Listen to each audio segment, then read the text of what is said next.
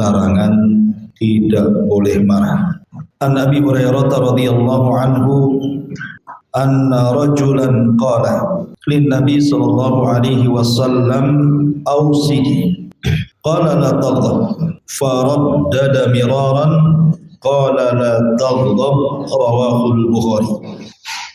Dari Abu Hurairah radhiyallahu anhu, Nabi sallallahu alaihi wasallam bersabda kepada seorang laki-laki yang meminta wasiat.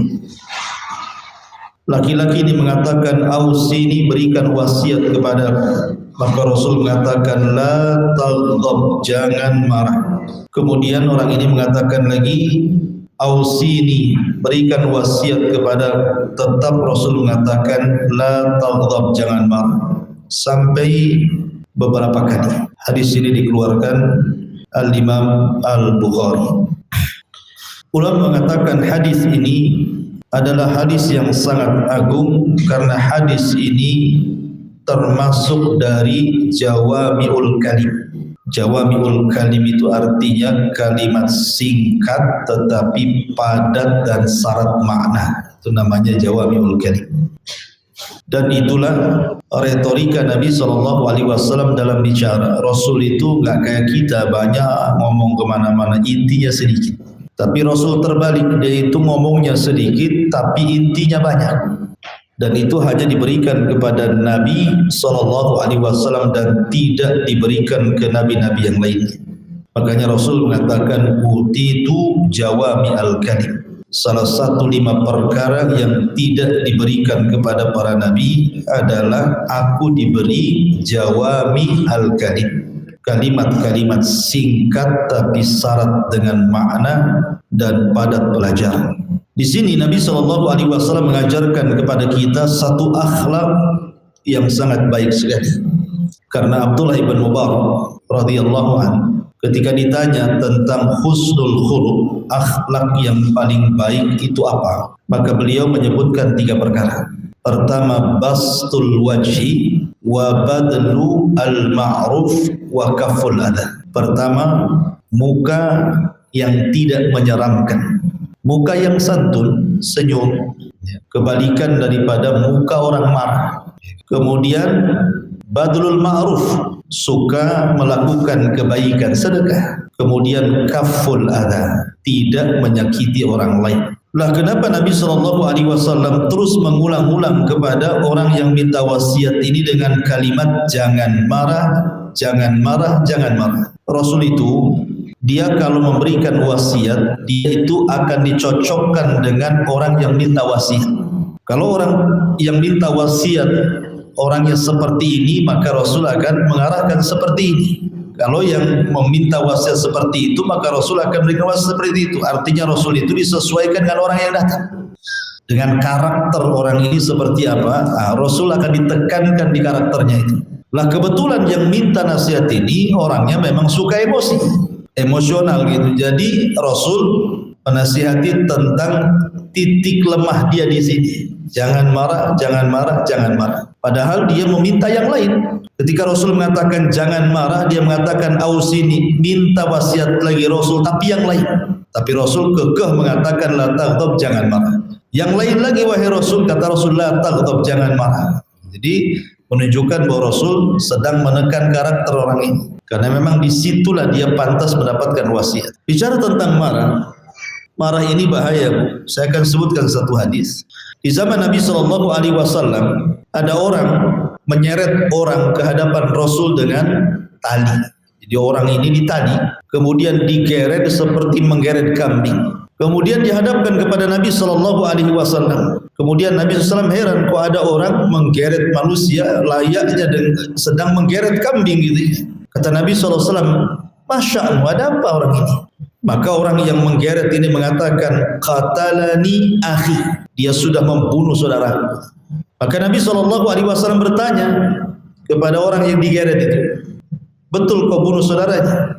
Dia mengatakan, iya wahai Rasul. Kenapa kau bunuh? Maka orang ini mengatakan, kami dengan saudara dia ini sedang ke kebun mencari kayu bakar. Di tengah-tengah mencari kayu bakar, dia mengucapkan beberapa kalimat yang membuat aku emosi, membuat aku marah, sehingga aku ambil palu kemudian kupukulkan di kepalanya dan aku pun membunuhnya. Dari sini lihat akibat orang marah bunuh orang kan.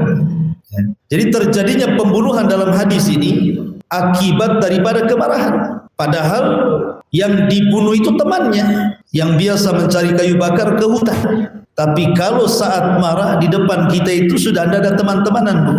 Mau teman mau bukan, kalau sudah emosi itu semua musuh. Makanya ghadban dalam bahasa Arab itu artinya ghayalanu damil qalbi yuridul intiqam.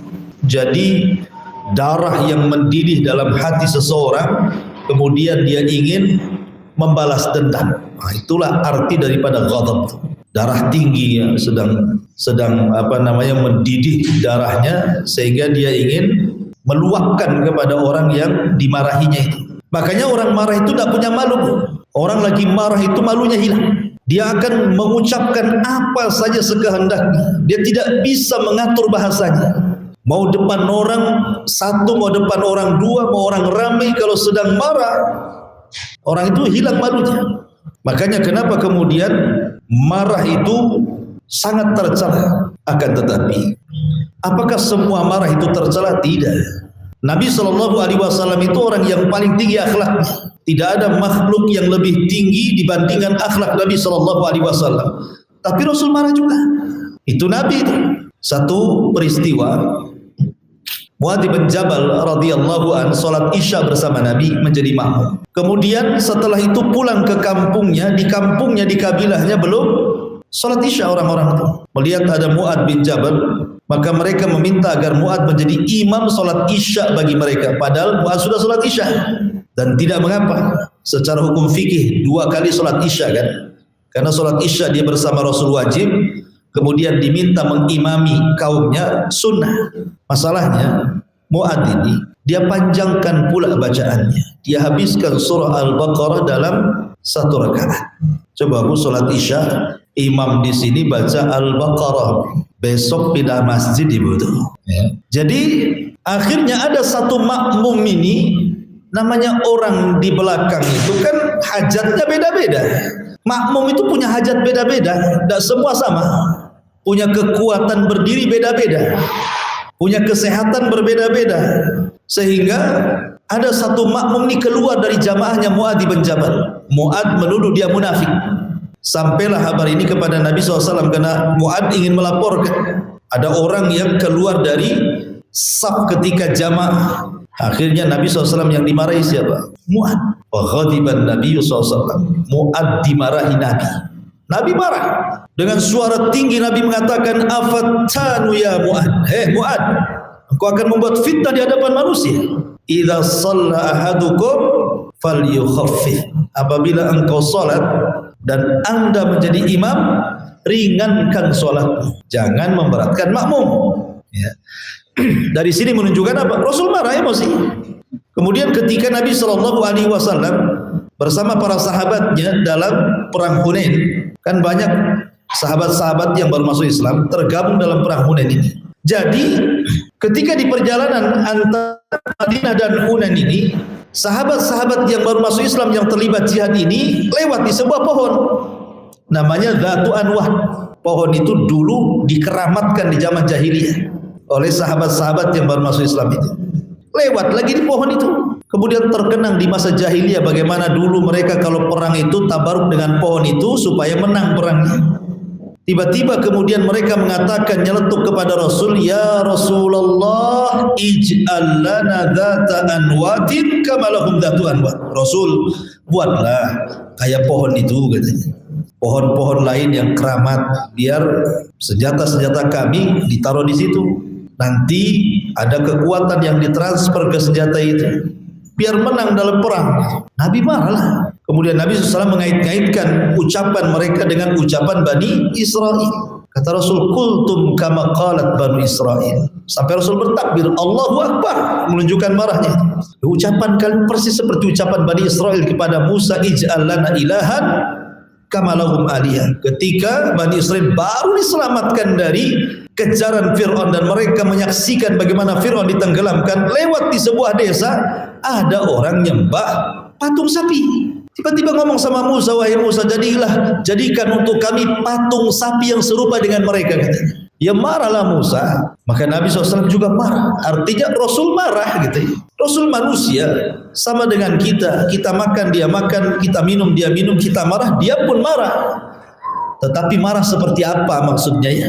Maksudnya marah itu apabila intihak hurumatillah. Kalau ada orang yang merobek batasan-batasan Allah, maka Rasul marah. Karena kalau seandainya seseorang itu di waktu suruh marah kemudian tidak marah, kata Imam Syafi'i apa? Man istughdib falam yaghdab fahuwa kahimah. Orang yang waktunya marah kok tidak marah, berarti dia seperti keledai dungu, katanya Imam Syafi'i. Marah itu kadang diperlukan, tapi ada pada tempatnya. Bahkan kalau waktunya marah kemudian ibu tidak marah, berarti ibu dikeledai, kata Imam Syafi'i. Contoh, ketika ada orang yang mengolok-olok agama, menghina Allah, menghina Quran, menghina Rasul, tidak mungkinlah kita tidak marah-marah lah kan gitu. Jadi urusan agama terkadang marah itu penting, tapi jangan pula emosi dalam urusan dunia. Karena kebanyakan kita ini marah-marah dengan tetangga itu urusan dunia, bukan urusan agama. Ada orang gak dipancing pun marah, memang dah tabiat dia tukang marah. Jadi Nabi SAW mengajarkan kepada kita satu akhlak, jangan pernah marah. Karena jangankan Rasul, Allah juga marah. Ketika Nabi SAW berbicara soal seorang wanita yang diajak berhubungan suaminya kemudian menolak, apa kata Rasul? Pertama, la'anathul malaika hatta tusbih. Malaikat akan melaknat sampai subuh. Yang kedua, zat yang di langit maksudnya Allah, ghadban. Ghadban itu artinya murka, marah. Allah Subhanahu wa taala juga marah, tetapi marahnya Allah yaliku bijalalihi, tentu sesuai dengan keagungan Allah. Jangan samakan marah kita dengan marahnya Allah. Laisa kamitslihi syai'un wa huwa samiul basir. Ma'asyiral muslimat yang dimuliakan Allah Subhanahu wa taala, apa makna kalimat la taghdab? Jangan marah. Apa maksudnya? Kata ulama ada dua penafsiran. Maksudnya jangan marah itu, jangan mendekati sarana-sarana, wasilah-wasilah yang membuat kita marah. Jangan kemudian kita mendekati wasilah-wasilah atau sarana-sarana yang membuat kita ini tersulut emosi. Contoh, ibu ini baru dihabari sesuatu yang gak enak, dan ibu tahu kalau ibu mendatangi tempat itu pasti emosi, gitu ya. Maka tahan dulu. Ini mah enggak kan? Itu tetangga sebelah ngatain ibu tuh. Apa dia? Ibu ini pelit katanya. Pamannya kan contoh. Oh, langsung emosi ibu kan? Kapan aku pelit gitu? Langsung enggak ada tabayun-tabayunan dah. Datang itu langsung dimarahi itu. Harusnya kan tabayun dulu kan, dengan tenang, Bu, saya dapat berita betul ibu menuduh saya, kan enak gitu. Ini enggak, main labrak. Kayak suaminya lagi selingkuh aja main labrak, main dimaki-maki orang itu kan. Tetapi disinilah taghdab, artinya kalau ada sarana-sarana yang menyulut emosi, jangan dekati dulu, biar stabil dulu Bu. Sebab orang marah itu saya katakan kata-katanya tidak bisa disusun, kata-katanya itu tidak bisa dicerna gitu. Kadang-kadang satu kebun binatang keluar semua istilah-istilah itu. Namanya orang lagi marah. Makanya jangan mendekati wasilah-wasilah yang menyulut emosi. Sebisa mungkin diam dulu, tenangkan dulu. Gak benar, kasih uzur. Ya. Kadang-kadang kita ini gak mau ngasih uzur sama orang, itu masalahnya. Maunya menang saja. Ini penafsiran yang pertama. Penafsiran yang kedua, la taghdab, jangan marah itu artinya apabila telah datang perkara-perkara yang bisa mengobati penyakit marah, redam kemarahan itu. Apa saja obat-obat yang bisa meredam emosi itu? Kata Nabi SAW, yang pertama, taghyirul hal, robah posisi marah. Merubah posisi marah ya. Kalau ibu marahnya berdiri, coba dulu.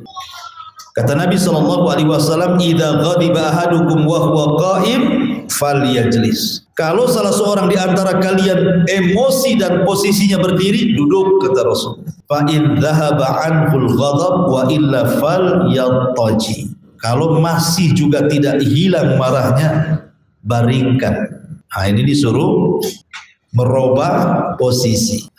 Artinya la taghdab ini kalau sudah datang solusi seperti ini, dicoba supaya jangan marah, maksudnya dicoba dulu.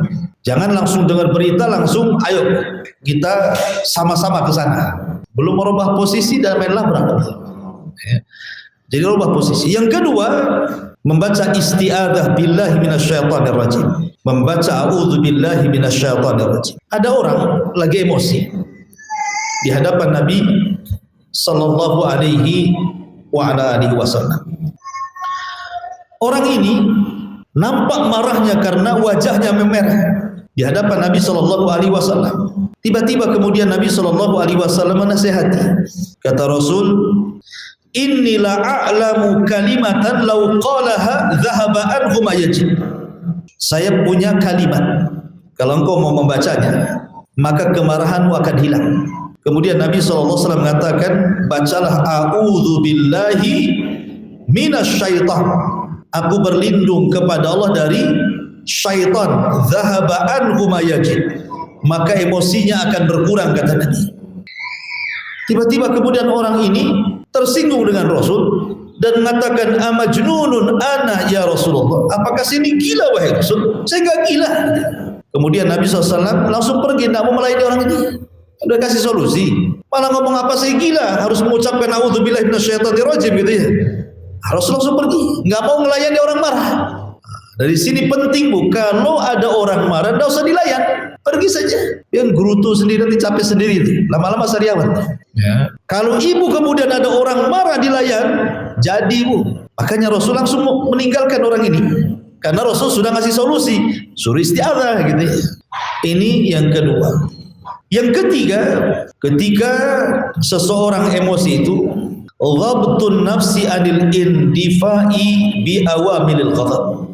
Meredam jiwa, cari hal-hal kesibukan-kesibukan yang melupakan kemarahannya. Nah, jadi apalah kesibukan ibu itu kalau lagi marah itu cari kesibukan supaya ngurangi gitu loh rasa marahnya itu.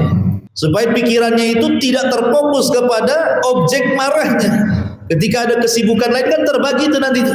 Sehingga emosinya minimalnya kuranglah 10%, nanti turun lagi 30%, turun lagi kan begitu. Jadi ngurangi emosinya. Kemudian yang nomor 4, as-sukut. Nah, ini yang paling penting bagi ibu-ibu. Kata Nabi SAW, "Idza ghadiba fal yasqut," kata Rasul. Apabila salah seorang di antara kalian, idza ghadiba ahadukum fal yasqut, lebih baik diam dibandingkan bicara. Berapa banyak orang-orang ketika marah itu akhirnya yang tadinya bagus kalimatnya berubah menjadi cacian, berubah menjadi makian, berubah menjadi hinaan. Ingat sabda Nabi SAW, "Innal 'abda la yatakallamu bil kalimati la yulki laha balan min sakhatillah yahwi sahibuha fi nari jahannam ab'ad ma bainal masyriqi wal maghrib." Kata Rasul, ada seorang hamba mengucapkan satu kalimat tanpa ada unsur kesengajaan, tetapi kalimat itu membuat Allah murka. Apa yang terjadi? Allah masukkan ia ke dalam jahanam sejauh barat dan timur. Orang marah itu di luar kendali. Bahkan bukan hanya satu kalimat itu, kecacian-cacian itu, bahkan mungkin banyak kalimat-kalimat cacian, makian, rendahan. Itu sudah berapa dosa itu yang mau ditanggung, dicatat oleh malaikat itu. Padahal dia mengucapkan tanpa sadar tuh. Apalagi ibu memang sudah merancang, lagi marah sudah nulis di kalimatnya ini. Saya harus ngomong 1, 2, 3, 4, 5, 6. Udah kepikir tuh. Sudah diagendakan tuh caciannya itu. Ini pertama ini dulu dicaci, yang kedua itu yang dicaci. sudah terstruktur itu kalimatnya itu. Nah, itu kan berapa dosa yang mau ditanggung. Makanya Rasul mengatakan, "Idza ghadiba ahadukum falyaskut." Apabila marah salah seorang di antara kalian itu, cobalah diam dulu. Diam saja. Ya, Ustaz diam-diam nanti setruk pula. Harus diluapkan lah karena itu. Kalau mau diluapkan, marah sama tembok, marahi tembok, jangan depan orangnya. Ya. Karena kesalahan itu orang banyak yang salah luap, marahnya sama orang, objeknya suami yang kena. Itu ya. Kenapa tak masak? Enggak mau senyum pun tidak. Iya kan? Diam aja kan gitu loh. Terakhir tahu suaminya baru tengkar dengan tetangganya. Lah, kenapa kok suami yang kena? Harusnya kan suami makannya hari itu. Karena marah asal masak pula kan. Disangka micin rupanya apa itu? Gula tuh. Manis semua. Jadi di sini pentingnya as-sukut, diam. Kemudian juga yang nomor 5, an yadhkurallaha azza wa jalla, berdoa kepada Allah subhanahu wa ta'ala. Karena ada ayat dalam surah Al-Kahfi 24, wadhkur rabbaka idza nasit, ingatlah kepada Rabbmu apabila nasit. Nasit itu artinya kata Ikrimah idza ghadibta, ingatlah Rabbmu saat engkau emosi, saat kau marah sama orang, ingat Allah, gitu maksudnya. Berzikir, berdoa kepada Allah azza wa jalla. Kemudian juga Allah subhanahu wa ta'ala berfirman dalam surah Al-A'rafnya ayat 200, wa imma yanzaghannaka minasyaitani nazghun fasta'idz billah, apabila syaitan mulai menggodamu dengan godaan, segeralah ingat Allah, isti'adzah kepada Allah subhanahu wa ta'ala, a'udzubillahi. Jadi berzikir, berdoa supaya Allah meredam kemarahan kita ini. Karena begini Bu ya, ada satu kisah di zaman Bani Israel. Kisah ini ma'ruf, sering saya ceritakan. Ada 2 orang Bani Israel itu, dua-duanya bersaudara, kemana-mana bersaudara, kawan baik gitu. Kayak ibu ini banyak kawan, tapi kan tidak semua akrab. Pasti ada 1-2 akrab dengan ibu. Seperti di pengajian itu kan kawan ibu semua, tapi kan tidak semua akrab, bukan? Ada beberapa kawan itu 1-2 akrab, curhat sama dia, pergi sama dia, belanja sama dia, tukar menu sama dia gitu. Jadi lah di zaman Bani Israel ini ada seorang laki-laki berkawan sangat akrab sekali. Masalahnya kontras, yang satu ahli ibadah, yang satu pula ahli maksiat. Akhirnya kemudian yang ahli ibadah ini karena kawan baiknya, tiap hari nasihati, sudahlah, berhentilah kau mabok, berhentilah kau berzina, berhentilah kau ini. Pokoknya nasihat baik, baik saja. Sampai di sini tugas orang soleh ini bagus, memberikan nasihat. Tetapi kemudian ketika dia melihat kawannya ini melakukan maksiat, menurut dia maksiatnya tidak bisa ditolerir lagi, keterlaluan, emosi dia, marah, tiba-tiba marah kepada kawannya dan mengatakan illam tatub wallahi, sampai bersumpah pula dia, la yaghfirullahu lak aw la yunjika minan nar. Kalau engkau tidak bertobat, demi Allah, ku jamin kau tidak akan masuk surga dan Allah tidak akan mengampuni dosamu. Tiba-tiba Allah takdirkan keduanya meninggal. Yang ahli maksiat yang hari-hari diomeli oleh ahli ibadah ini masuk surga. Yang ahli ibadah yang hari-hari ngomeli ahli maksiat itu masuk neraka. Lah kok bisa? Sebagian ulama ketika mensyarah hadis ini, riwayat ini, dia mengatakan boleh jadi karena orang soleh ini, orang ahli ibadah ini ketika menasihati kepada saudaranya yang ahli maksiat itu terdapat ujub. Tahu ujub? Sombong, merasa dia taat, ahli sholat, ahli taklim, ahli ngaji gitu ya. Kemudian yang lain itu enggak sholat pun tidak, apalagi ngaji, maksiat aja. Boleh jadi karena kesombongannya itulah yang menjadikan Allah memasukkan ke dalam neraka. Karena Allah tidak suka dengan orang sombong, walaupun sombong dengan ibadah, apalagi sombong dengan dunia gitu. Sementara yang ahli maksiat itu tidak pernah menyombongkan dirinya. Memang dia ahli maksiat, tetapi maksiat tidak sampai kepada derajat musyrik ataupun kufur, maka Allah masukkan ke dalam surga. Kemudian yang kedua, alasannya karena dia telah mengucapkan satu kalimat saat marahnya yang menjungkir balikan dunia dan akhiratnya. Apa? Melawan takdir. Nah, dia mengatakan demi Allah, kalau engkau tidak bertobat, Allah tidak akan mengampuni dosamu dan Allah tidak akan mengeluarkan kamu dari neraka. Ini kan kalimat ini bahaya. Ini kalimat melampaui takdir Allah. Allah saja mengampuni, kok dia tidak mengampuni? Ya, Allah saja bisa mengeluarkan orang dari neraka, dia pula mengatakan tidak akan keluar dari neraka. Itu kan melampaui takdir namanya ucapan ini. Karena dia tidak mencabut kata-katanya, dimasukkan ke neraka. Dari sini apa? Buah daripada emosi itu. Orang baik aja masuk neraka gara-gara tidak bisa mengkontrol lisannya. Ya, itu padahal ahli ibadah tuh. Apalagi orang jahil gitu ya. Ngeri Bu kalau saya di masyarakat dengar orang berkelahi bertengkar itu. Udah apa-apa yang diucapkan itu. Baik, kemudian yang nomor berapa itu tadi? Nomor 6. Yang nomor 6, an yufakkira fi qubhi suratihi indal ghadabi. Hendaklah orang yang marah itu cobalah berpikir 2 kali bahwa ketika dia marah itu sesungguhnya dia sedang menampakkan wajah seramnya. Coba aja Bu, kalau lagi marah ngaca Bu, ya, kemudian selfie. Nah, habis nanti ya Ibu terang-terang tengok, oh kayak gini juga wajah saya rupanya kan itu. Jelek orang marah tuh, mau secantik, seganteng, seindah apapun orang lagi emosi itu semua jelek. Yang ada sebel sewot kita ini. Ya. Kemudian juga yang selanjutnya an yadhkura thawaba man kadhuma ghaidhahu.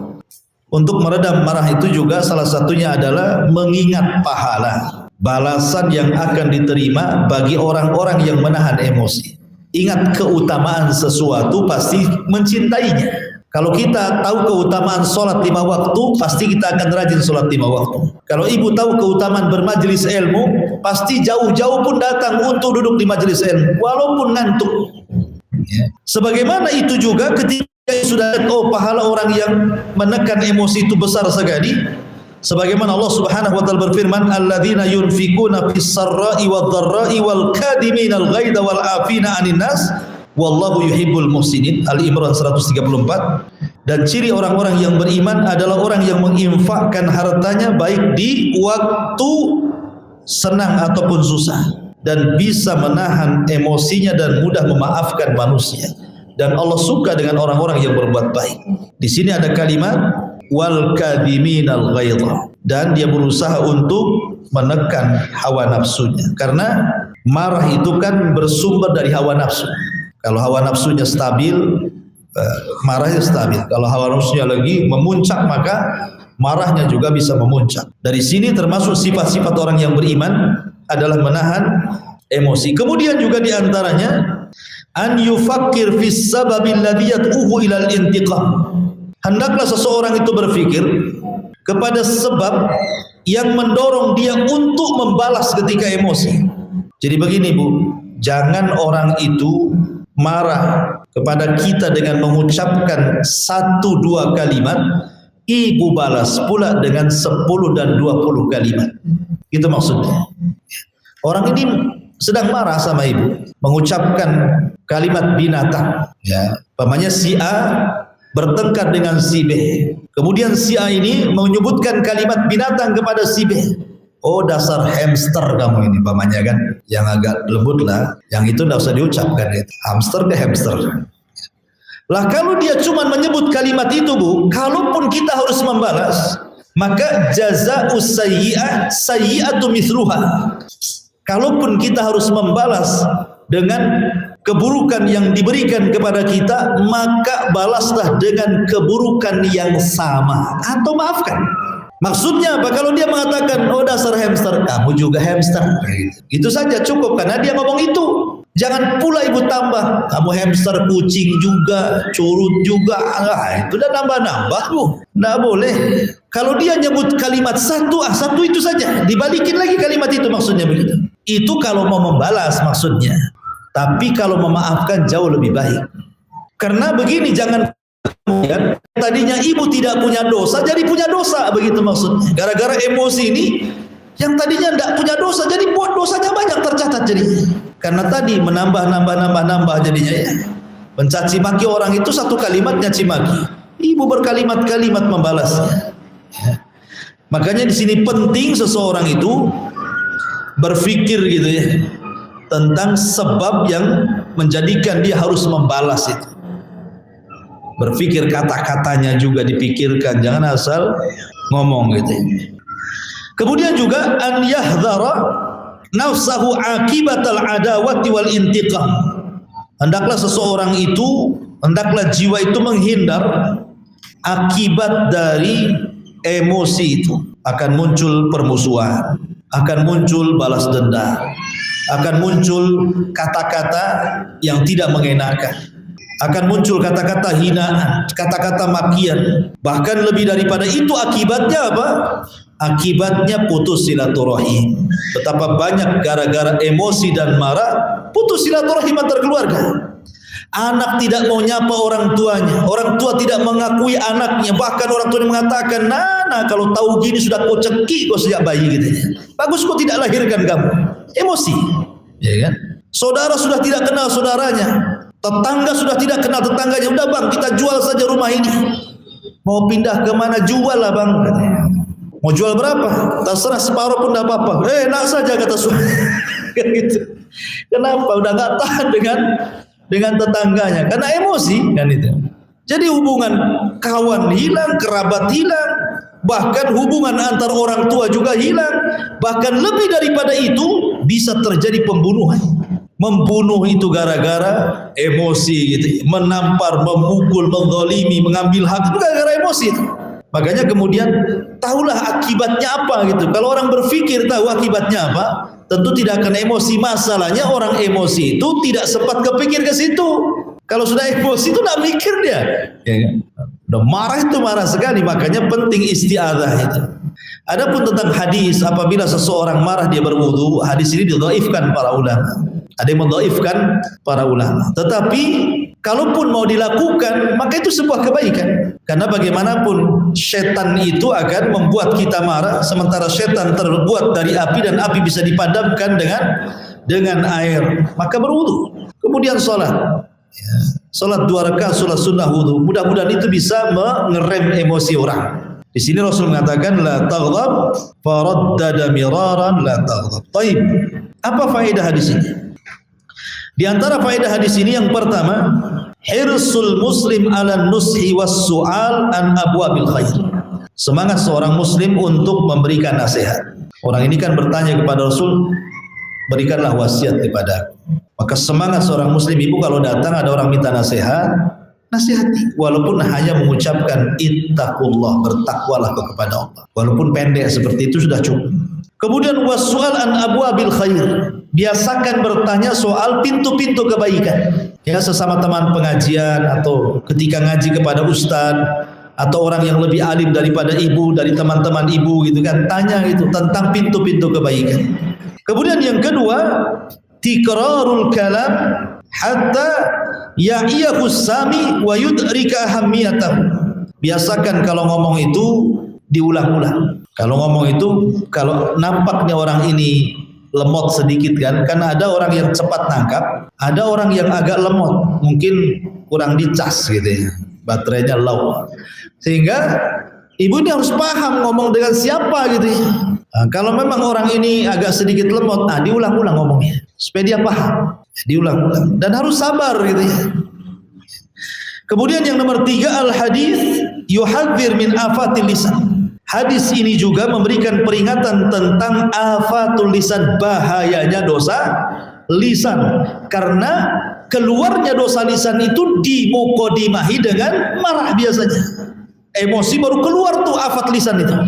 Kemudian yang nomor 4, al haditsu yakhussu ala istinabi asbabil ghadabi wa nataijihi minal aqwali wal af'al. Hadis ini mendorong untuk menjauhi apapun sebab-sebab yang mengantarkan kepada kemarahan.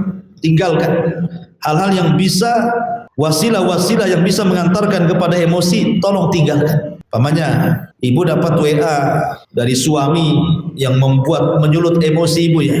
Kalau bisa matikan handphonenya. Handphonenya matikan, tidak usah pakai 1 hari itu. Saya tidak bisa nonton sinetron. Itu drama Koreanya di situ pula. Jadi begitulah caranya. Sebab kalau ibu masih pegang handphone itu, sementara itu penyebab emosi ibu. Jadi emosi itu. Apalagi kalau sudah berbalas pantun, jadi. Jadi makanya kalau ini yang menjadikan penyebab ada emosi dengan suami, matikan, taruh. Sudah, diam saja di rumah. Kemudian Yang nomor 5, yajibu 'alal muslim an yatahalla bi makarimil akhlaq. Wajib atas seorang muslim itu untuk berusaha menghiasi kehidupannya dengan akhlak-akhlak yang terpuji. Salah satu akhlak yang terpuji adalah menghindari emosi. Tapi sekali lagi, emosi itu atau marah itu ada dua macam. Ada marah yang terpuji, ada marah yang tercela. Marah yang terpuji kalau agama dirobek, Allah dihina, Rasul dihina, Al-Quran dihina, agama dihina, itu marah terpuji. Kita harus marah. Ya. Tapi kalau soal dunia, jangan marah. Ya, kalau soal dunia itu kan bisa diselesaikan. Tetangga naruh sampah gitu ya, kok ada di samping rumah ibu, baunya kemudian masuk pula ke jendela. Kan bisa ngomong baik-baik, kenapa mesti emosi? Kemudian juga di antara ilaj al-ghadab secara umum, secara ringkas ya kan. Pertama, isti'adzah kepada Allah. Yang kedua, mengingat tentang keutamaan meredam kemarahan. Kemudian yang ketiga, mengingat apa yang terjadi dari kerusakan dari akibat kemarahan. Kemudian yang keempat, berusaha untuk merubah posisi. Kemudian yang nomor 5, cobalah mandi ataupun berwudu. Kalau lagi emosi sekali, mandi aja atau wudu sekali gitu. Kemudian juga yang selanjutnya, ingatlah tentang takdir Allah Subhanahu wa taala. Arti mengingat takdir itu maksudnya begini. Kalau ada orang yang emosi sama ibu, memaki-maki ibu, ya. Boleh jadi mungkin orang itu maki kita, menyulut emosi balik kita ya. Itu sudah dicatat di Lauhil Mahfuz sebelum Allah menciptakan langit dan bumi 500 tahun. Bahwa orang itu hari ini akan marah sama saya jangan marah. Gitu maksudnya ya. Itu yang takdir itu seperti itu. Jadi kita kembalikan, wajarlah dia marah, semua sudah dicatat hari ini harus marah. Ngapain kita harus ikut marah gitu maksudnya ya. Itu maksudnya di situ ingat takdir Allah. Ingat takdir Allah. Kemudian juga an yatadzakkal insan hilmallahi an ala ibadihi. Ingat kepada kelembutan Allah kepada hambanya. Tidak mungkin orang itu yang menyulut emosi kepada kita itu akan marah terus. Jangan terpancing. Ya, memang betul Allah Subhanahu wa taala menciptakan keledai dalam Al-Quran. Dan Allah Subhanahu wa taala menciptakan suara keledai, itu pun disebutkan dalam Al-Quran. Dan Allah juga menyebutkan suara yang paling buruk itu suara keledai. Inna ankarul aswat la sautul hamir, kan? Seburuk-buruk suara itu suara keledai, kata Allah. Jadi Allah yang menciptakan keledai, Allah yang menciptakan suara keledai, dan Allah yang mengatakan seburuk-buruk suara keledai. Maksudnya apa di sini? Ada orang-orang itu yang diciptakan seperti keledai. Dia diciptakan Allah. Kemudian dia bisa berbicara, Allah juga yang bisa menciptakan dia bicara, tapi ada pembicaraannya itu yang buruk yang keluar. Ini. Jadi ada orang yang seperti itu, memang Allah ciptakan itu nyakiti ibu saja hari-hari gitu. Tetangga itu kayak memang diciptakan kayak gitu kayaknya. Memang dia diutus untuk menyakiti kita. Tetapi ingat Bu, walaupun ada orang diciptakan seperti keledai, ngomongnya nyelekit sama ibu ini, tidak selamanya dia akan ngomong seperti itu. Kenapa? Karena dia diciptakan bicara itu bukan khusus untuk menyakiti ibu saja. Pasti ada waktunya berhenti juga kok. Nggak mungkin dia ngomong terus gitu ya. Pasti ada capeknya juga.